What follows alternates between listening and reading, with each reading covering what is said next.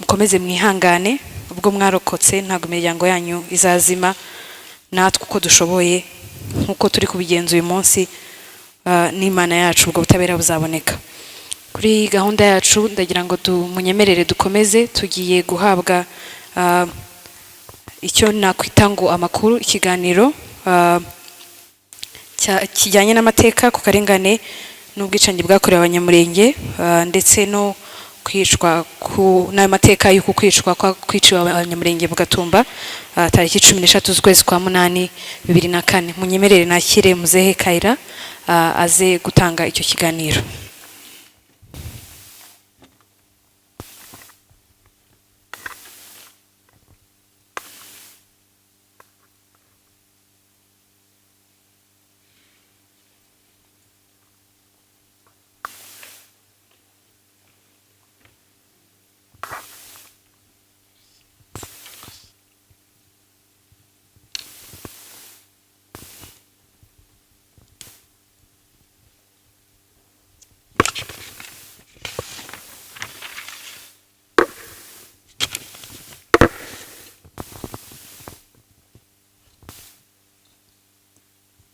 Mwiriweho mwese.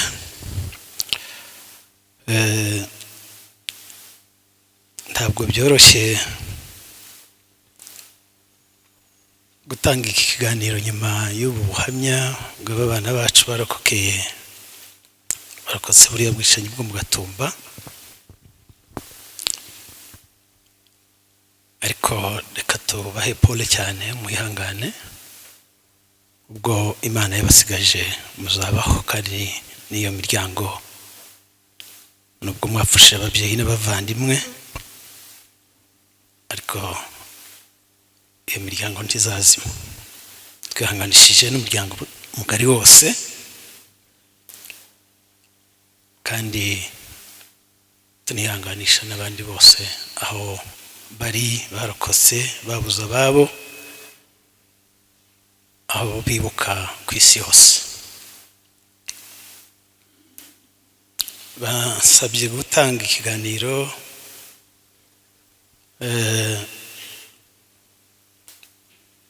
ku mateka y'akarengane n'ubwicanyi bukorerwa abanyamurenge ndetse n'abatutsi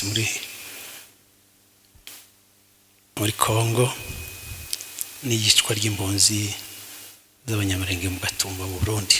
Nagereza ko icyo cyo uyu munsi niwo waduhuje, ariko ubuhamya batanze ngira ngo sindi bavuga ibirenzeho cyane.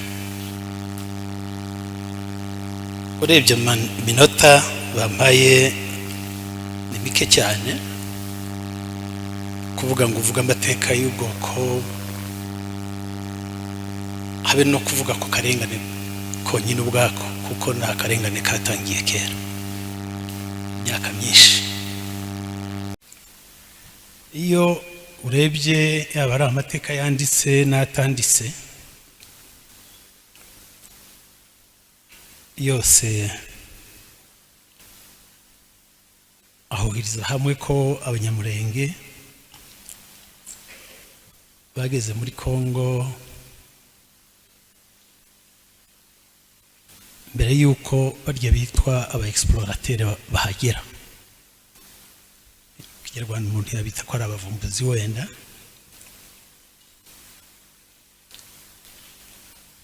Banahageze cyane mbere cyane y'imbibi za Kongo nk'uko zakozwe muri Conference de Berlin. Aho hari mu mwaka w'1885 zaje kwemezwa izo mbibi nizo mvuga mu mwaka w'1910. Murumva icyo gihe abanyamurenge babaga muri Kongo. Ibi aya mateka ushobora kuyakura ku bantu abara abakurambere abakuze nako, ariko si abakuze gusa bayazi, amateka yo n'abatoya bakoze ubushakashatsi bayakubwira.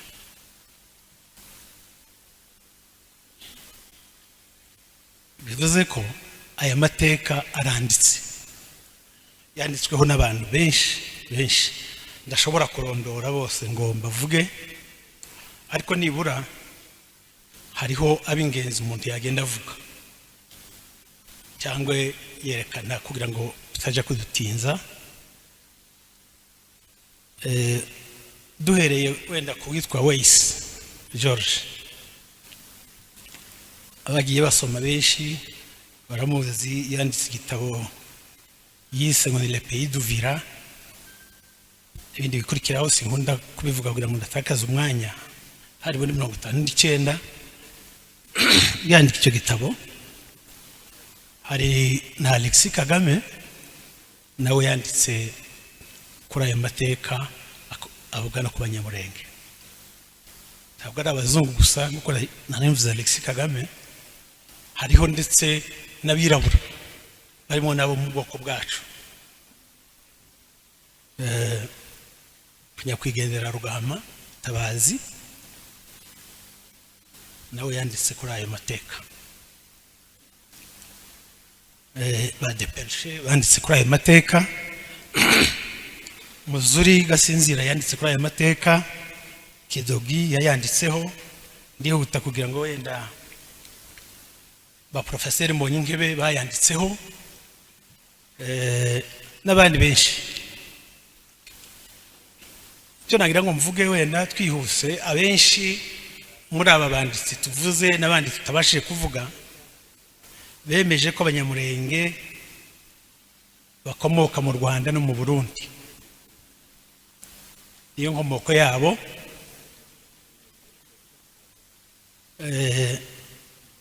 Ariko iyo usomye mu gitabo cya Mutambo Joseph Nyakwigendera nawe ntakibaho, we avuga ko hari n'abakomoka mu ruvangitirane rw'ariya moko twabanaga, ariko cyane cyane aca umurongo kuba frere, ko niko amateka wenda tutayatinzemo ameze.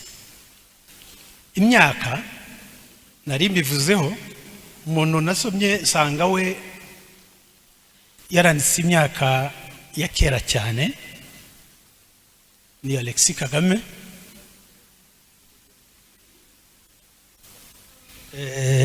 We yavuze ko Abanyamulenge ba mbere bagize mu kibaya cya Rusizi mu myaka y'1574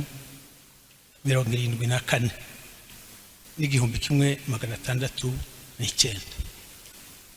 Murumva ko muri iyo myaka no kugira ngo mwumve bya bintu byose mujya mwumva y'amawudiyo yabavuga ngo ejo bundi muri 60, abandi bakavuga muri 59 nka babitakwira ngo babonye Abanyamulenge bambuka bava mu Rwanda. Mu by'ukuri biriya ntabwo ari byo.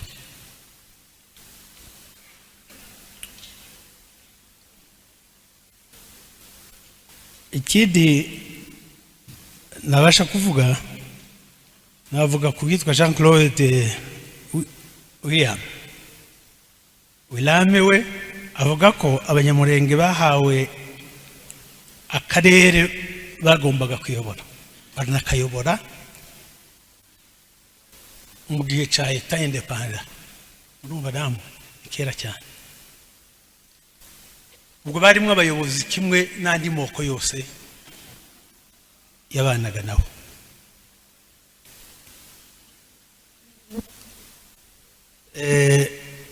Yanditse avuga ko mu kwezi kwa 12 mu 1930 abazungu, byo ni ibintu byanditse,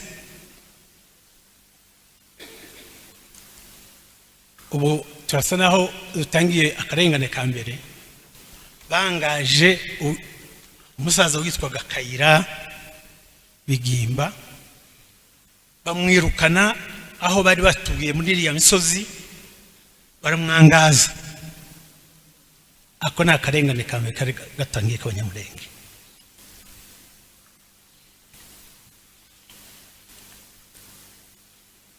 mu by'ukuri ntabwo ari ngombwa kuvuga impamvu ya abantu mugenda mwumva kenshi cyane abapfurero ababembe abaturanyi bariya bagenda bavuga ngo imvo n'imvano ye agapfano n'iki bakavuga ngo ubwenegihugu mwumvise hari amategeko abanyamategeko wenda turi kumwe aha ngaha baza kubikomozaho avuga ko mbere ya conference de Berlin abanyamurenge bari iwabo umurenge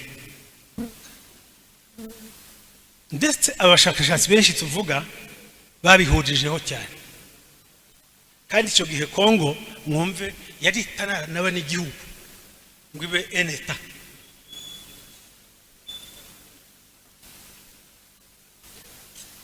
nicyo nari mbabwiye kuko abanyamurenge icyo gihe bari bafite n'abatwari ntagiye mu mazina menshi aha ku rugero twatanga nk'izina rya Kayira Rugira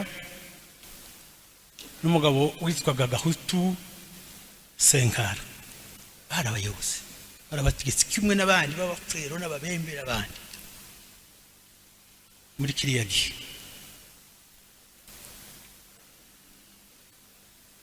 muri iki gihe icyo bita ubwenegihugu muri iriya mubona bagenda bagarukaho cyane basisiraho ibijyanye n'ubwenegihugu byari byaragenwe n'itegeko teka ryo kuwa 27/12/12 mu 1892 n'iteka ryo ku itariki 9 mu kwezi kwa gatatu 1901. Aya mateka yombi niyo ya mbere sindi buje kuyatindaho cyane agena uko umuntu abona ubwenegihugu muri Kongo bwa Kongo kandi murumva kuko ico gihe umunyamurenge yaraba muri Kongo. Itegeko teka ryo kuwa 21 kwezi kwa gatandatu 1906 yateganyaga ko umuntu wese wari utuye ku butaka bwa Kongo ico gihe afashwe nk'umunyekongo kandi mwumvise kuko mbere y'iyo myaka cyane abanyamurenge bari bari no kugira ngo hatagira abantu bazahera mu girahiro abantu benshi bagenda babibaza bakabigarukaho ariko mu by'ukuri ibyo bintu duko byari bibeze ibintu byanditse y'ikintu kiri mu itegeko aba ari ukuri. Wenda ikindi navugaho reka tuvuge ku itegeko teka nimero 71/2020 ryo kuwa 26 kwezi kwa gatatu 1971. Iri tegeko rifite ingingo imwe gusa ivuga ko abaturage bakomoka mu Rwanda no mu Burundi bari batuye muri Kongo ku itariki 30 ukwezi kwa gatandatu 1960 ubwo ni buri independence igihugu kibonye ubwigenge yaravugaga ko babonye ubwenegihugu kuva kuri iyo tariki aho baravuga abakomoka mu Rwanda no mu Burundi kandi uko ibyo ndi bireba Nyamurenge n'abandi baje nyuma.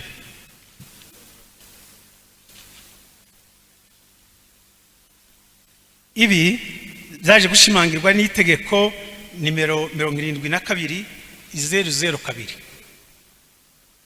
ryo kuwa itariki 5 kwezi kwa mbere 1972 byasubiye kuvuga ko abakomoka mu Rwanda ni Burundi bari batuye muri Kongo kuva ku itariki ya mbere y'ukwezi kwa mbere 1950 babonye ubwenegihugu kuva kuri iyo tariki ya 30.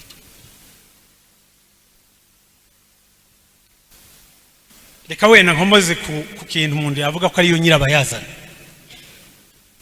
umuntu ashobora kubaza ese none ko itegeko amategeko yari ahari yagiye agaruka asubiraho abanyamurenge batu ibi bindi bivahe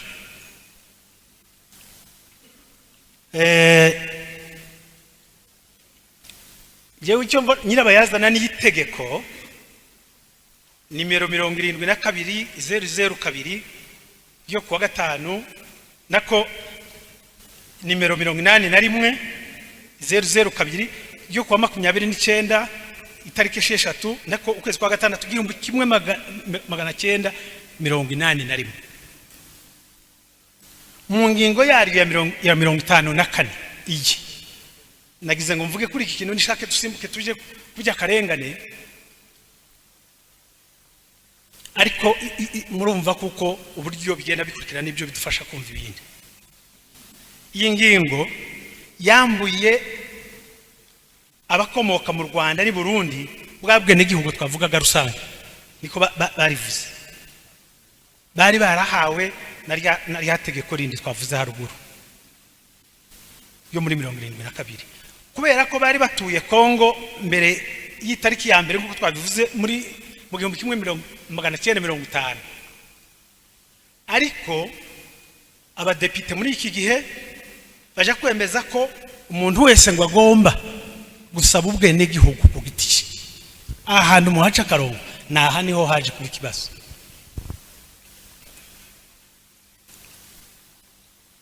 Nibyo nari mvuze haruguru zumvikane neza ko iri tegeko ntiryabireba n'iyi ngingo ndiyarebaga abanyamurenge cyo kimwe n'abandi banyekongo bavugaga ikinyarwanda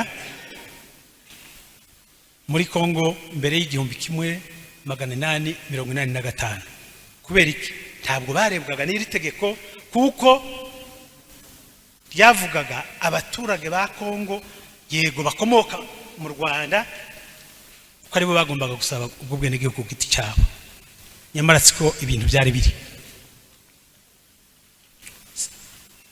Icyaje kuba niki abanyapolitiki ba Kongo cyane cyane abakomoka muri Kivu y'Epfo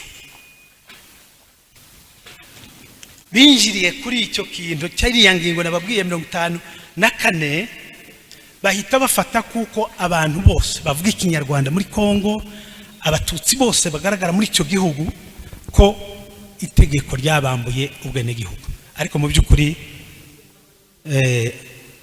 ntabwo ariko byari biri ariko nyine kuko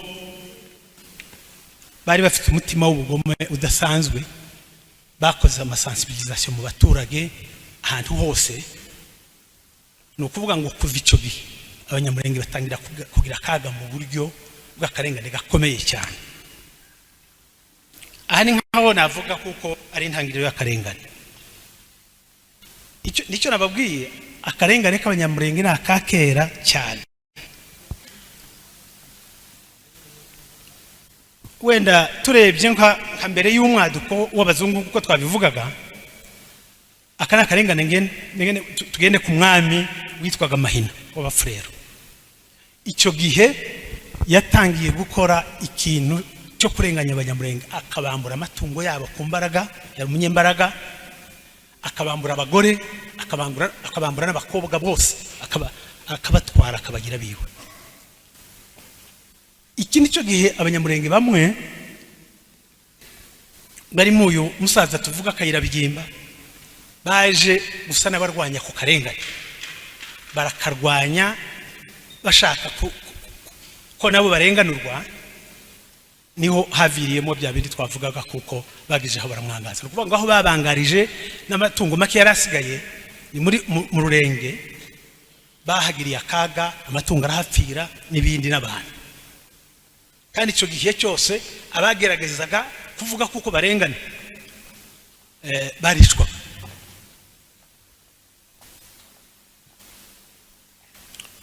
Akandi karengane kaje kubaho haje kongera nanone kubaho itegeko teka ry'ababirigi mwumve kandi niba muri ibyo bihe byose nari amategeko bari bayarimo bayazi ryo ku itariki 5 kwezi kwa 12 igihumbi 1933 ryakuyeho sheferi zose zari 6 zayoborwaga n'abanyamurenge. Izi sheferi zose zari zarashizweho mu 1891 zikurwaho. Bari abantu bajye bagera bakavuga ngo buriya umva mu butaka bakabugarukaho ntibagira ubutaka ni butaka bari babufite kuko n'itegeko bari abanyagihugu bujuje ibisabwa bari abategetse. Akarengane icyo gihe ni ukuvuga ngo umuntu wese wageragezaga kuvuga ari abo bashefu kwarukishwa gufungwa no kwamburwa ibyabo. Wenda reka tujye mu 1953 akandi karengane gakozwe n'abandi bene gihugu twabanaga n'ababirigi bakuyeho groupement zose z'abanyamurenge muri bari bafite muri territoire ya Uvira. Icyo gihe bituma abanyamurenge babasumi no kuvuga ngo bategekwa n'abavira. Namwe muri babyumva niba wari umuntu ufatwa kimwe n'abandi bene gihugu ufite ubuyobozi urayoborana n'abandi ariko hanyuma bakagukuraho uburenganzira bwawe bwose noneho bakakubwira ati wewe urategekwa gusa. Murabyumva ko ari akarengane gakomeye. Wenda twihuse reka kuva mu 1964 twongere tuvuga kandi karengane muzi abantu benshi bafite nk'imyaka guhera kuri 40. Murabizi kuko hadutse intambara ya Murere yaje kugeza mu 1966.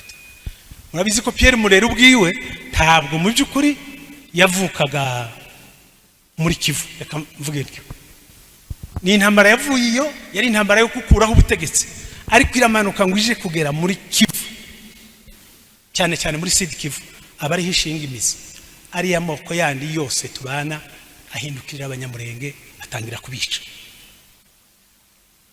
no kubangaza. Nicyo gihe kandi ubwoko bwose bwagiye kakuriya bimeze ubungubu imihanira twikwa abantu barishwa tugenda tuvuga ngo abanaba ariko kara karengane gakomeye. Urumva ukibaza kuki intambara yari ije ishaka gukuraho ubutegetsi bwari buriho kuki yatinze muri Kivu y'amajyepfo cyane. Ibyo ni ibintu bigaragaza akarengane gakomeye. Rero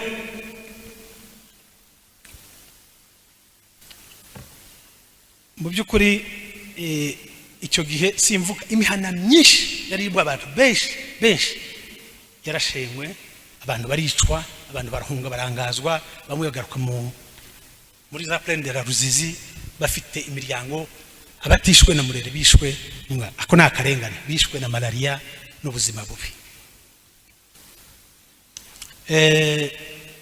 Wenda reka tugaruke nanone akoze iki kindaho cyaje gusubira gukomerera cyane ni mu mwaka w'1979 kuko hari abantu biyise aba intellectuel bo muri Sud Kivu cyane bagwiriyemo abafrero. Aba bantu barwanyije bivuye inyuma groupe mimwe abanyamurenge bari bafite gusa ya Bijombo. Ako murumva ko ari akarengane iyo abantu bamburwa ubuyobozi bakantu ubutegetsi bari kumwe n'abandi abari ibintu bikomeye cyane.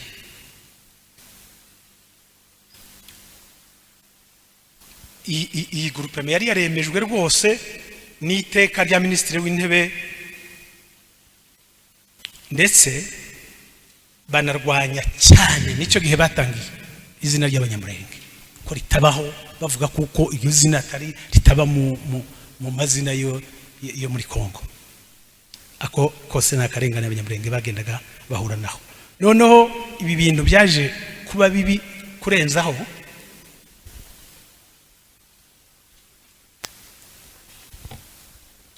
abanyamurenge icyo gihe bagize ubuhanya bukomeye bapfusha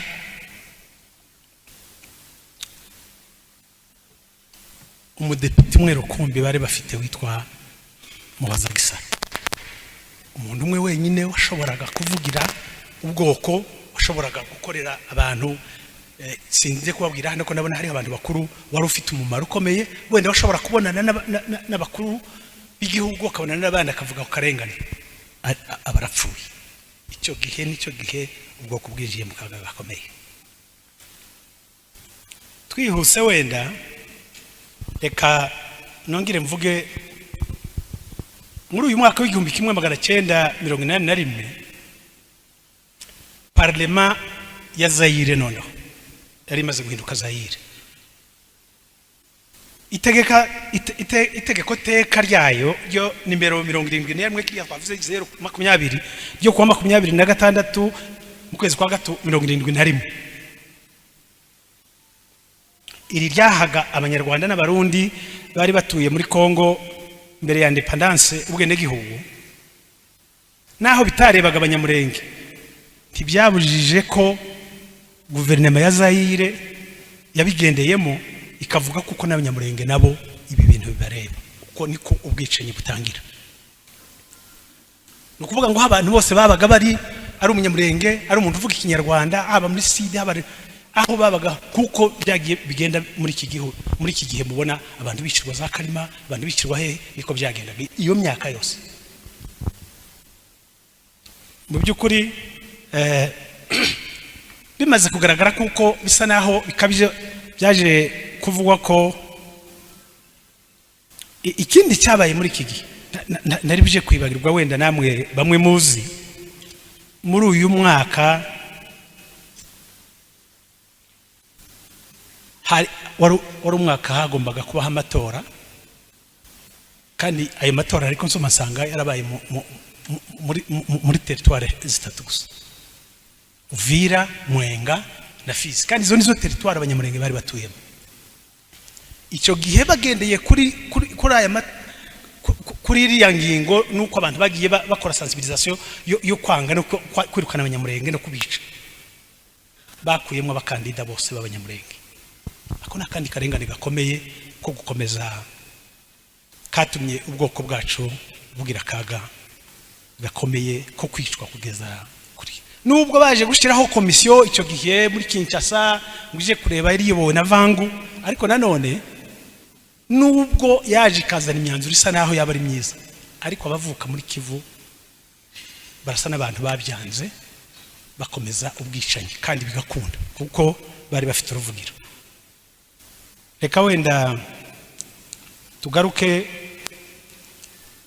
niho kuri mu mwaka w'igihumbi kimwe magana cyenda 1993-1994 ubwo impunzi z'abarundi b'abajenosidere b'abanyarwanda bisutse muri Sud Kivu bahunze hano bamaze gukora jenoside.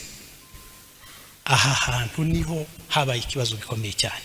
Bari abantu basanze buriya bwicanyi n'uruya rwango noneho bikomerezaho bakora sensibilisation. Niyo mukurikiranye mu mateka uzarebe kuva kiriya gihe uko abantu bicwaga byahinduye uburyo kubera kuko abantu bari bavuye muri iki gihugu ni ngaho bari bafite experience y'ubugome bubi bwo kwica abantu nabi urupfu rw'agashinyaguro.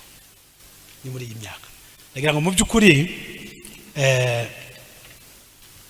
nibyo nababwiraga ndi kuvuga aya mateka mu gihe gito byaba bigoye. Ndishake twihute tugana ku musozo. Mwibuke ibi turimo twibuka abantu bari bahunze ubwicanyi bahungira mu Gatumba bahungira mu gihugu mu kindi gihugu twari duturanye bakirwa na HCR ni nkaho bari bihuruhukije bavuga bati noneho ubwo dusimbutsirwa hariya nubwo bari bahatakarije bene wabo. Bageze mu nkambi y'u Burundi habaho sensibilisation ikomeye. Mwabonye uburyo bakoze ubwicanyi buri selectif. Inkambi zari zuzuye ariko bagasibura inkambi zari zirimo abanyamurenge gusa. Amateka y'akarengane mu by'ukuri abanyamurenge ni ibintu bya kera cyane. Nimushake namwe musubiza amaso nyuma y'ibintu byavuba aha ngaha murebe urupfu abanyamurenge barimo kwishwa kugeza n'ubwo umusirikari wa leta uri kumwe n'abandi basirikari bakamusohora mu modoka bakamutwika bakamwica. Urugero no rw'umusirikari Kaminzobe wiciwe muri Irweba. Nagira ngo nsoza ntageze kuri ubu bwicanyi bwahereye mu 1100 muri uyu myaka 2017 kugeza uyu munsi. Mu by'ukuri nge nsanga kandi niko ntekereza ko n'abandi babyumva, uburyo bumwe nubwo bw'amategeko wenda baraza kubivugaho n'abana bacu bamaze kubivuga n'ahandi bavuga kuko basaba kurenganurwa, kuko abagiye batwica mu bihe bitandukanye barahari. Tekereza kuko icyo abanyamurenge bagomba gukora aho bari hose ku isi ari ukwiyunga bakaba umuntu umwe, bakarwanya akarengane, bagasaba uburenganzira bwabo, ariko bari hamwe. Amateka yacu arashaririye, ubwicanyi abanyamurenge bakorewe mwumvise kuva kera n'akarengane. Tekereza ko nta bandi tuzabona atari twe twenyine tugomba gusaba kurenganurwa. Murakoze.